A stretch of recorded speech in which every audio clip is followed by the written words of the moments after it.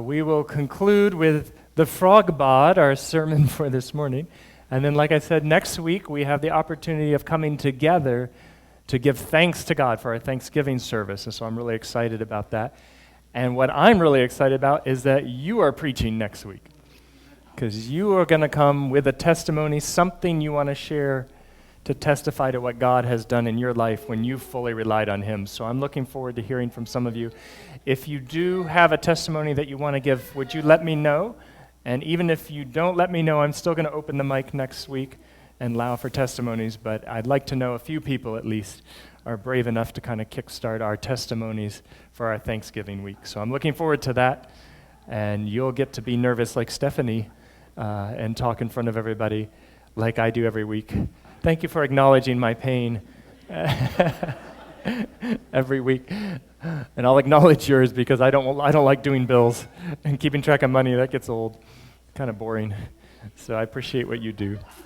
I appreciate the youth. The youth, weren't they beautiful today? And that special music was gorgeous, and the song service, thank you. Thank you. I love that this church values its young people. And I love the new families that joined. Just so excited about that. It's just a good Sabbath.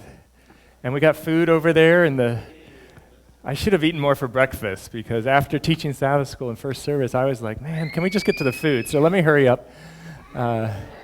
Probably the wrong sermon for me to make those comments, but we'll move on.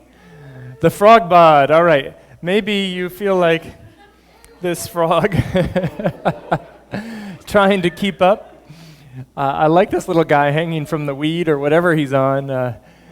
Sometimes I feel like life, you're just trying to hang on, right? Trying to climb your way back up.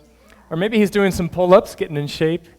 I don't know how you feel about your image or your body, but we're going to talk about this morning. And maybe you feel like the frog on the left, where everything's all ripped and ready to go and ready for anything. I don't know that most of us would feel that way, but we do live in a society where there is a lot of cultural pressure to be in shape, to look good. Probably more than ever in the history, and I'm sure it's been a common problem or a common condition for us since Adam and Eve and Cain and Abel and all them, but never more in the time of history have we been bombarded by images and the importance of how you look, the importance of your image, your appearance, your body. And I only put a few magazines up here. I mean, there is a ridiculous number of magazines in our culture today. And now with the internet and social media, it just multiplies 100,000-fold. Did you realize that several years ago, if you had said to someone, let's take a selfie, they wouldn't know what you meant? Can you imagine? And now it's just like a common word, and we have songs about it and all this kind of stuff. And everybody's taking selfies. And it's become part of our culture. Take that selfie, post it online. And how do you see yourself this morning? Do you have the frog bod without the periods? Or the frog bod? And I'm going to teach you how you can get that second one in our message this morning. But you might feel like our little fat bullfrog here in your current condition. So there's two extreme views, I think, when it comes to looking at this topic. One end of the spectrum says, you know what? My body doesn't matter. And the other end says, my looks are everything. My looks are everything. And we might be tempted to say, well, maybe one is the Christian view, doesn't really matter. The other is the worldly view. But I want to question the spectrum and take a look at it this morning and ask you to think about where you would put yourself in this spectrum. How important is it for you to look good? And maybe the best way to think about this is, what happens if you don't feel like you look good? Will you leave the house? Will you talk to others? Will you even go out? How important is it? I remember we were on I want to call it a date, but we were meeting up with some friends not too long ago. And as we were sitting there talking, it was two couples, my wife and I and another couple. It was a good friend of mine, and he was bringing a new friend of his, a girlfriend perhaps, or potentially, and we were having supper with them. And as we were talking and getting to know her and just enjoying ourselves, at some point, one of the menus at the restaurant, which they had put in the center and had it standing up, you know, one of these hard menus that they stand up for you, it fell over and hit the woman's drink, and it spilled all over her dress, which happened to be largely white, so that was not a good thing. Spilled all over her. And so, of course, all of us spring into action with napkins and whatever we can do, and we feel really bad for this young woman who had put herself together, looked really nice, and was on a date with my friend. And after all of that settled down and the waiter came over with some towels and stuff, she had a huge stain on her dress. And I was watching, being the good pastor psychology person that I am, to see how she was going to handle this. Because this is a crisis. When you're on a date, and I knew she liked my friend and wanted things to go well, and now you're in front of some of his friends, this is a moment of crisis. And I ask you, how would you have handled it? Would you have excused yourself? I was waiting to see. Would she say, you know what, let me go home and change, I'll be back? Would she just be cranky the rest of the night? Would she just blow it off or pass it off? I wondered. And she really impressed me, this young woman, because she just took it all in stride, sat there. We even left the restaurant, went to another place for dessert. She went with us in her stained dress like nothing had happened. Calm, cool. And I remember after that date that I said to my friend, I said, you know what? I think you've got somebody special here. Because she took that whole crisis and she went even to another place wearing the stained dress like she was fine because her value wasn't in how she looked. And I said, that speaks volume. She didn't get angry. She didn't get upset. She didn't lose it. She didn't go into crisis mode. She didn't try to get the date done as fast as she could to get home. None of the things. She just was calm and secure. And I told my friend, I said, that speaks very highly of her. And so how do you relate to it? Do you need to look good? Yeah, I know. I put it up for you to laugh at. You're not helping my self-esteem, but okay. Get it out of your system. Some of us are on Instagram. Some of us post. I did intentionally try to pick one of the most pretentious pictures of myself that I posted at some point about 2 years ago. I'm much more mature now, so my pictures are much more spiritual than that one. But at any rate, why are you laughing again? For some of us, looks are everything, and there's a danger because in this culture we put so much value on it. And so we could come on this side of thinking, well, I have to look right, the camera angle has to be right. I even put a dumb black and white filter on here because I thought it looked better. So we go through this thing to try to make ourselves look perfect, look as best as we can look. In our culture, there's a lot of priority because we have this thing called sports, and we have all these professional athletes. And you watch the sports, and I remember a friend of mine telling me I found a girl that would watch basketball with him. He was a big basketball fan. He's like, yeah, this girl loves to watch basketball. I said, oh, that's cool, man. You two can enjoy that. I mean, not every woman wants to watch basketball with her friend, you know? And he's like, yeah. And so then he came back to me like a couple of days later. He's like, I found out why she likes to watch basketball. Yeah. You know where that's going. It's not because she's a big fan of basketball. She's a big fan of the guys who are playing basketball, who are all muscular and look well. And so she enjoyed the sport for other reasons than he enjoyed the sport. I said, well, whatever. You're still watching basketball together. You know, we don't have to get bent out of shape about that. But we have a culture where the physique, the body is honored and revered. And we see that in our sports. We don't have like the old times where the war heroes and the Greek guys that would go out and be known for their prowess on the battlefield, but we have sports gods. And we grow up almost worshiping these athletes and what they can do and how amazing and how they win. And so I just thought we'd have a little fun to see if you could name these 3 sports gods in lowercase g here. Anybody tell me who this is? Anybody know who this is? I know it's a little small. Let's say if he was in a Patriots jersey. Yeah, he looks different cleaned up, I know. Tom Brady. Anybody name this guy? Usually you've seen him in a Cleveland Cavaliers outfit, but he seems to be in LA now. How about this guy? This is an old one, so you probably don't know who he is. Yeah, the real 23. Thank you. This last one on here, you may know him also for a brand of clothing, some shoes you may have heard of that have become quite popular. In fact, I often think, what would Nike be, right? Without Michael Jordan, I'm not sure it'd be the same that it is today, but he launched their company as well as becoming a force. And what's interesting is these guys are so well known, they could probably be recognized on any continent of the globe because of their achievements. And so we idolize them and we want to look like them. In fact, the slogan used to be, I want to be like Mike. Remember that? But you know, there's another sphere in which looks are very important, in which we idolize and we fantasize about and dream. And it's this sphere of Hollywood where there's movies and celebrity and shows and being out there on the internet. And maybe you can name 3 of these Hollywood gods. Yeah, I think we all know who that is. Who is this person? Julia Roberts. All right, you're 2 for 2. And this one? Yeah, Denzel. Yeah, with the Z. What's scary is how well and excited we are about these people. Even in church. We're all like, oh, yeah, I know these people. They're so good looking. It's awesome.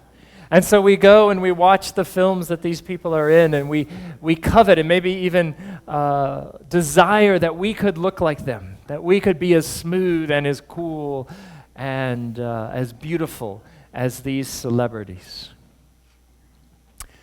It reminds me of a time in the Bible where they said, we want a king.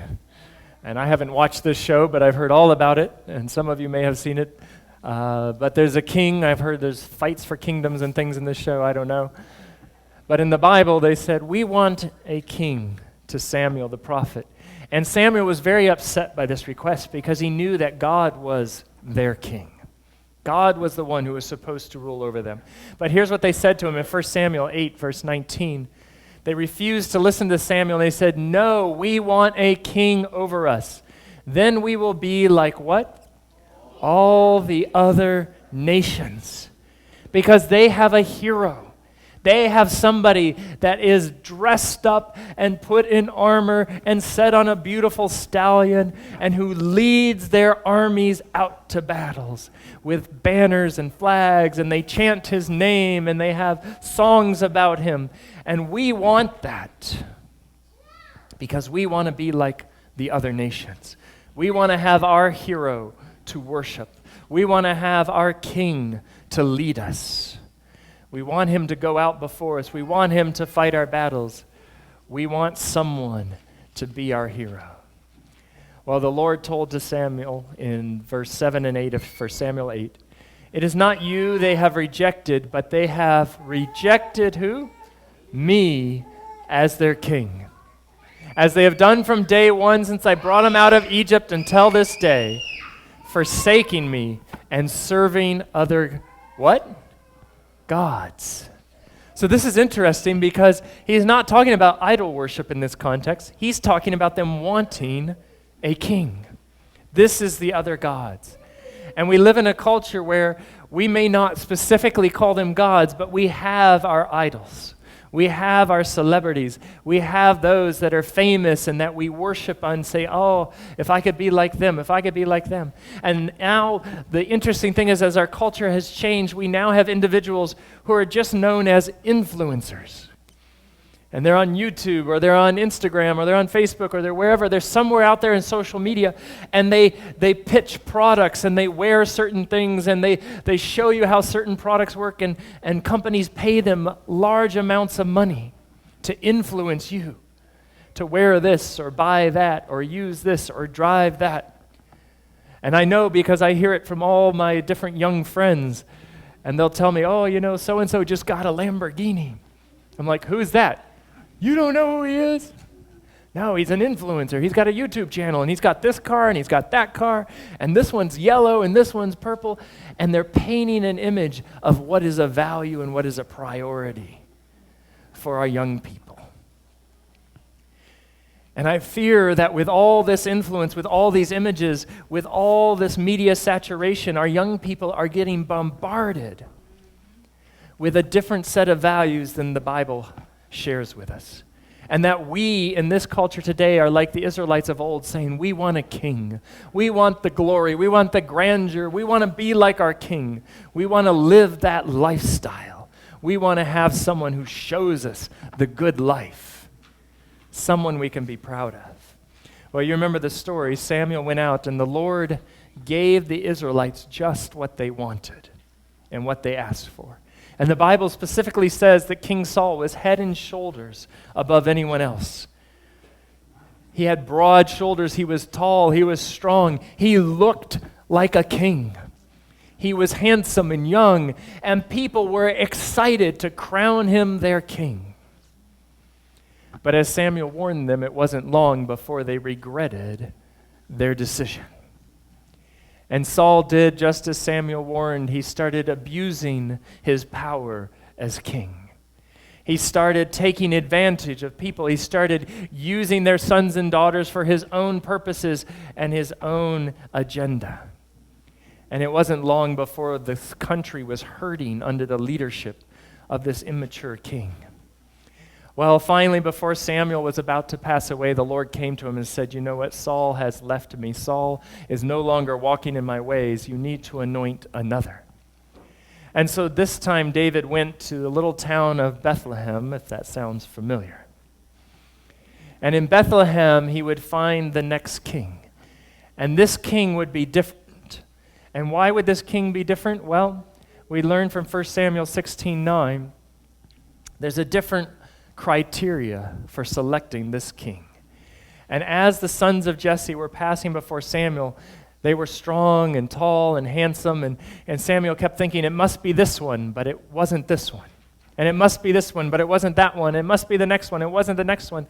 And you know the story, it got all the way down till there were no more sons, and they had to go out into the fields and call little David, the runt of the litter, if you will, the last child, and bring him into town before God said, well, first, this is what God said about the other brothers. Do not consider his appearance or his height, for I have rejected him. The Lord does not look at the things people look at. People look at the what? Outward appearance, but God looks at what? At the heart. This is a profound verse. It's very direct and it's very clear. God looks not at what we look at. The values that we have as a culture, all this about our image and our outward appearance, that is not how God judges us. Which for some of us, that's really good news. And for others of us, that's bad news. Because we've put a lot of time and energy in trying to look good, in trying to put that as our top priority. But God says, I don't even look at the outward appearance. That's not what I'm concerned about. What I'm concerned about is the heart. Because the heart is who you are. The heart is the core of the matter. The heart is where you choose. The heart is where you decide your values. The heart is where you prioritize what is important to you. And that's what I'm looking at. And so David was chosen not because of his appearance, but because of his heart. And later it would be said that he was a king after God's own heart. Jesus said it another way in Matthew 6:25 and 31. He said this, therefore I tell you, do not worry about your life, what you will eat or drink, or about your body, what you will wear. It's like he was reading Instagram. Is not your life more than food, and the body more than clothes? So do not worry saying, what shall we wear? For the pagans run after all of these things. These seem really important in our culture, but they're not the most important. So that brings us back to our chart. Does that mean that the Bible teaches us it doesn't matter? Your body doesn't matter, how you treat your body, how you look, how you appear. That doesn't matter, right? Isn't that what Jesus is saying? Is that the other extreme? 1 Timothy 1:8 says something kind of interesting. It says, for physical training is of some value, but godliness has value for all things, holding promise for both the present life and the life to come. But you notice what he said about physical training. It has some value. It's not the most valuable thing, but it has some value. It has a place. But the most important thing is to get the godliness right. And what does he mean by the godliness? Well, I'm going to show you another text. Remember when Jesus was asked, what is the most important commandment? He says the most important one is this: love the Lord your God with all your heart, with all your soul, with all your mind, and with all your what? Strength. These are the four things that Jesus talks about. This is pretty comprehensive, isn't it? This is like the totality of who we are as human beings. We have a heart, we have a mind, we have a soul, we have strength. And Jesus says all of those should be in service, in love to God. And when we put them in service and in love to God, we start to get our priorities correct with Him at the top. And I just want to point out how the order goes in His list of things. In His list of 4 things that Jesus mentions specifically, He has the heart, the soul, the mind, and then strength. And I see in these a representation of the basic components to who we are as a human, the heart being the core of who we are, the soul, the spiritual part, and kind of the holistic part of us, the mind, of course, that amazing thing God has put between your ears that can reason and imagine and create and hopefully has some rational component to it. And then the strength, that's kind of our physical being. How can we do things? How can we move things? How can we control things with the strength that we have and the physical? And all of these must be brought into harmony in God. And notice that strength is the last one. I think that makes sense. I think when we talk about our priorities, we have to get the heart right in order to get the body right. But the heart has to come first. The soul has to come first. The mind has to come first. And when we get those 3 components right, then we can get the body right. We can treat it as it should be treated. We can value it as it should be valued. We can prioritize it as it should be prioritized. And this is what the Bible specifically says, our scripture for this morning, 1 Corinthians 6:19 and 20. Do you not know that your bodies are the temple of the Holy Spirit, who is in you, whom you received from God? You are not your own. You are bought at a price. Therefore, honor God with your bodies.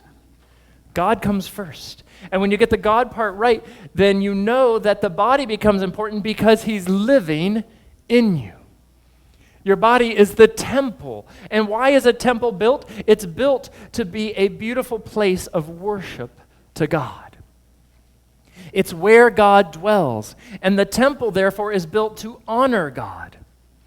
And so our bodies become that place where God dwells, and that makes them holy. And that makes them special. And that makes them something that should be beautiful, not because we want to attract attention to us, but because it glorifies God. And this changes the dynamic. Because when we think about the priority list that I showed you, if you reverse the priority list, you go the wrong direction. In fact, I would suggest to you that many people in this world are taking care of their bodies in order to be loved. They are using their bodies to try to get love. And what the Bible says is, no, God loves you. You have been bought at a price. He values you. Therefore, take care of your body. Therefore, make your body beautiful. Because you have a beautiful God. And you are doing it not to get to something, but because you already have it.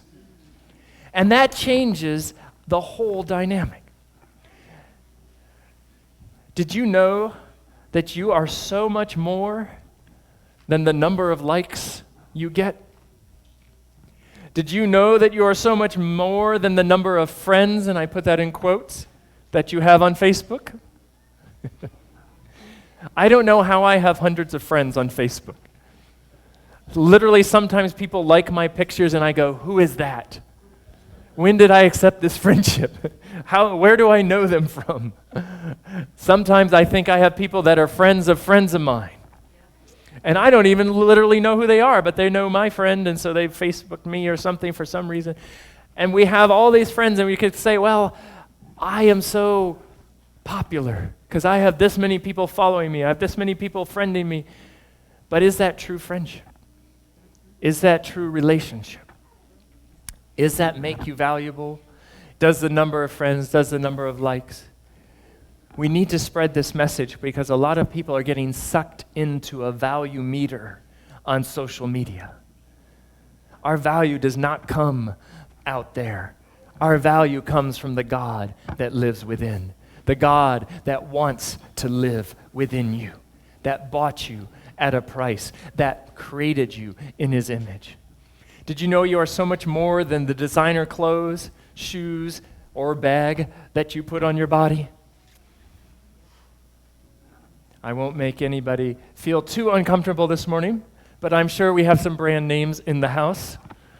I'm sure that some of us have shopped on some of the prestigious avenues in the great cities of our world. Maybe a Fifth Avenue, maybe on the streets of Paris. Some of us have some names on our bags, shoes, sandals, jackets, shirts, that express to others how valuable our clothing is, how important it is. But Jesus says, isn't the body more important than the clothes you put on it? Isn't the life more important than what you wear?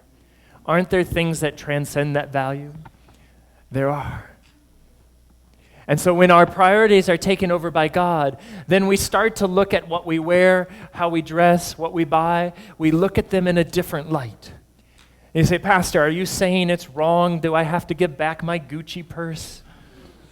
Can I not wear those brand name shoes? I'm not saying that. But what I'm saying is you have to make sure your priorities are right for you to determine whether that is something you want or not. And I don't judge, and I don't say that there's one way to do it. I know that the soldiers gambled for Jesus' clothes, so they must have been fairly nice. But I don't think he spent all his money on clothes. I don't think he put up a credit card debt for clothes. I don't think he would put that above the ministry and the help that he was providing to others. Because he came for a mission. And it was something greater than just having people think that he looked good, that he was great in front, and that he was going to be a leader that they could believe in because of his good looks.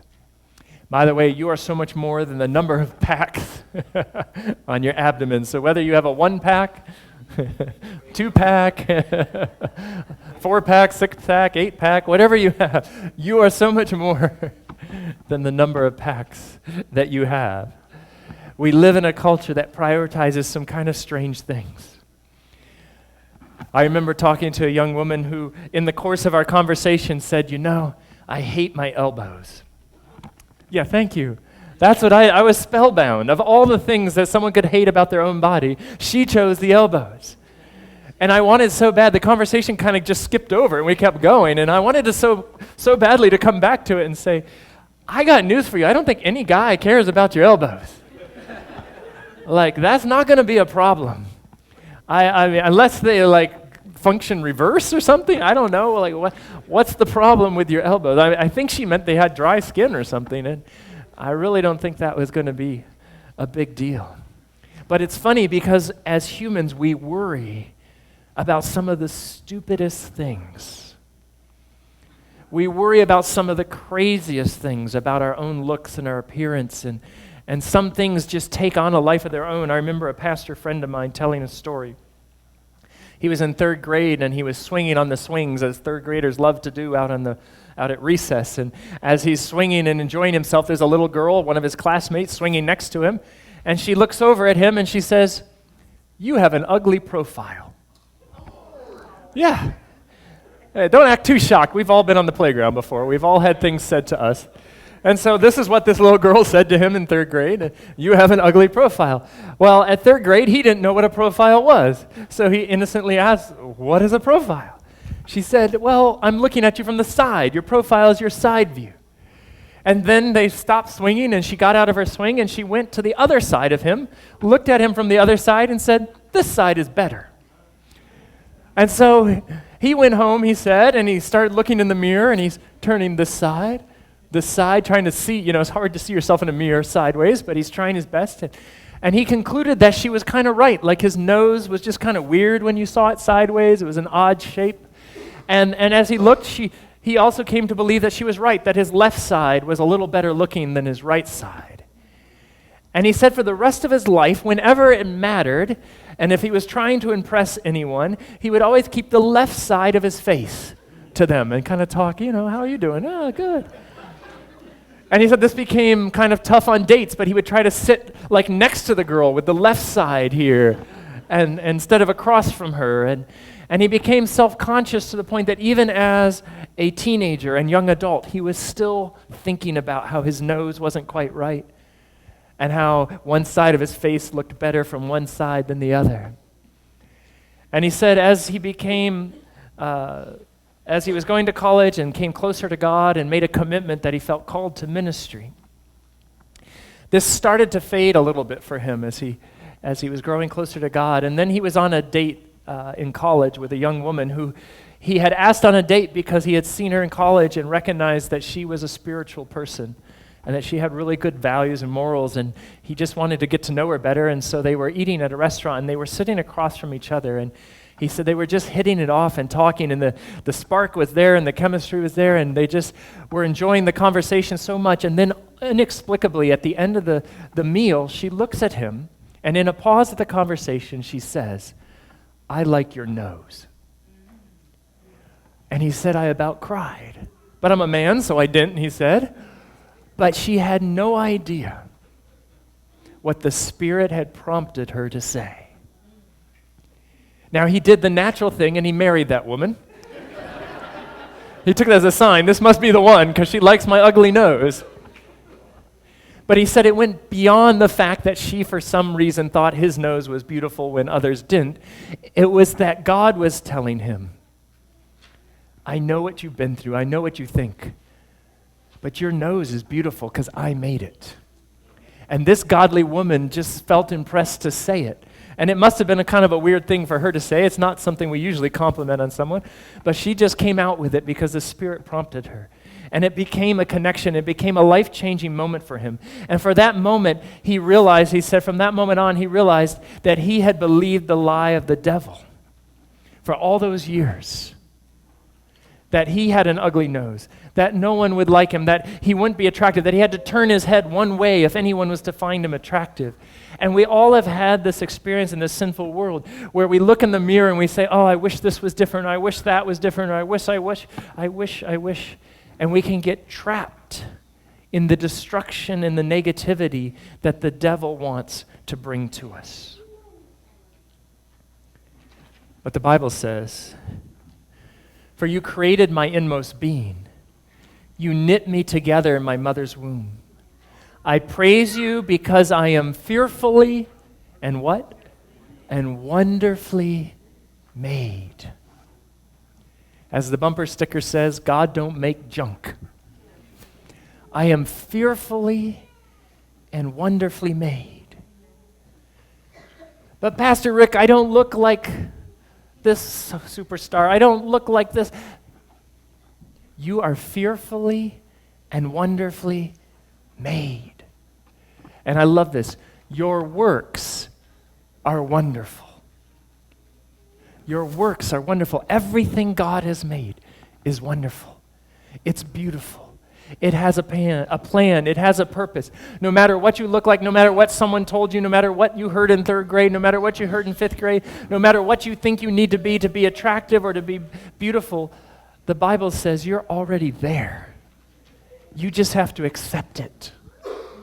Because see, our value doesn't come by how many likes we have. Our value doesn't come from what the world tells us. Our value comes from what our God tells us. And when we embrace that, we actually then start to become beautiful.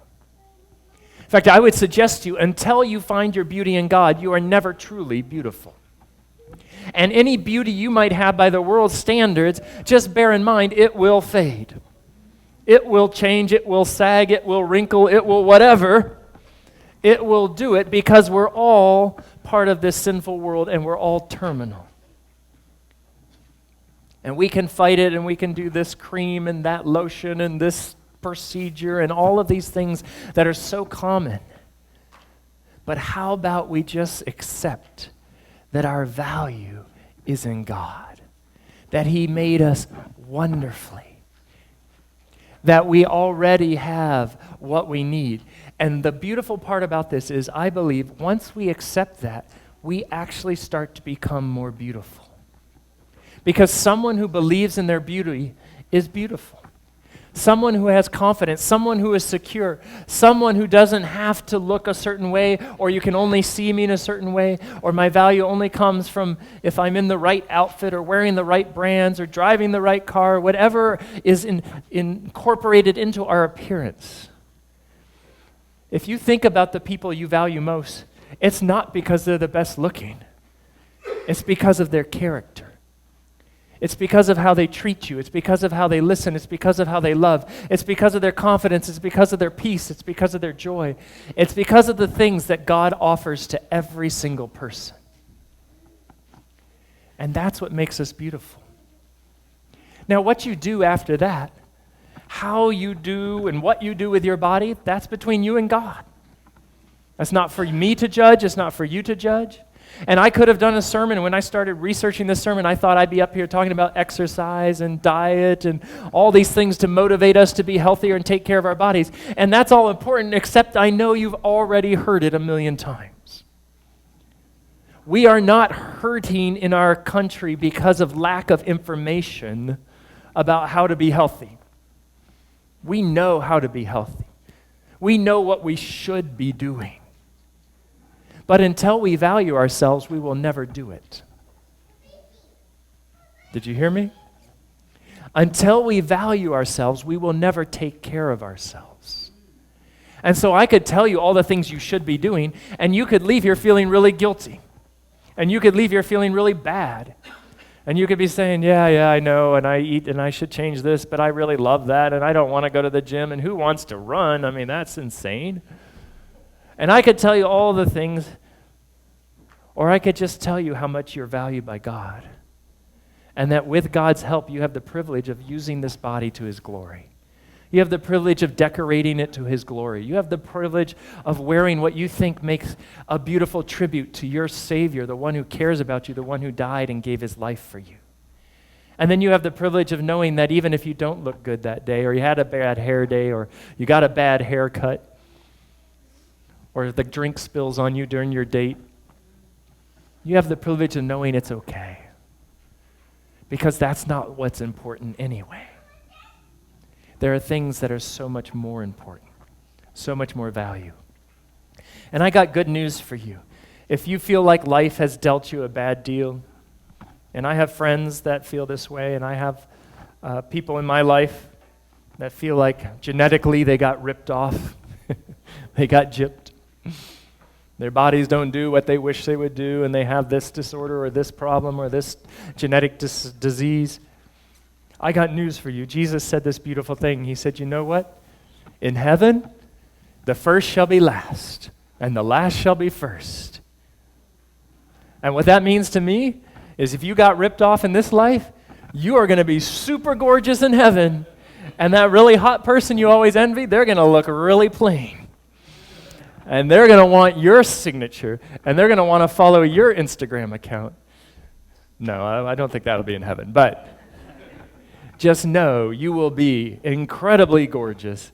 You will be stunning. You will be drop dead, if you could drop dead in heaven. Gorgeous. Because that's what he's promised us. Because this life is just temporary anyway.